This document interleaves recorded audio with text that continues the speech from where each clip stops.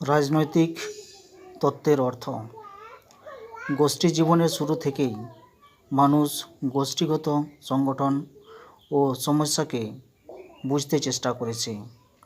গোষ্ঠী জীবনের অন্তর্ভুক্ত রাজনৈতিক সমস্যাকে শৃঙ্খলভাবে অনুসন্ধান ও ব্যাখ্যার প্রচেষ্টাকেই রাজনৈতিক তত্ত্ব বলে।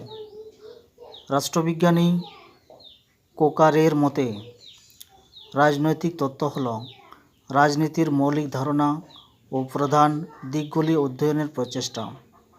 রাজনৈতিক তত্ত্ব শুধুমাত্র সরকার এবং তার বিভিন্ন রূপকে পর্যালোচনা করে না, মানুষের চিরন্তন প্রয়োজন এবং আশা আকাঙ্ক্ষার ভিত্তিকেও বিচার করে।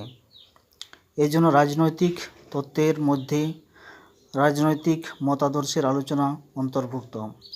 ডেভিড স্টোনের মতে সাধারণত রাজনৈতিক দর্শনের আলোচনাকে রাজনৈতিক তত্ত্ব বলে মনে করা হয়।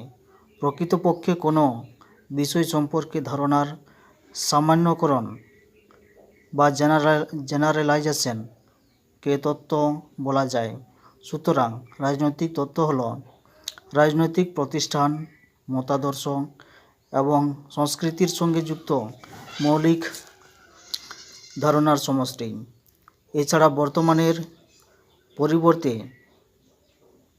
মানুষের চিরন্তন আশা আকাঙ্ক্ষার সঙ্গে যুক্ত বিভিন্ন মতাদর্শের আলোচনা রাজনৈতিক তত্ত্বের অন্তর্ভুক্ত।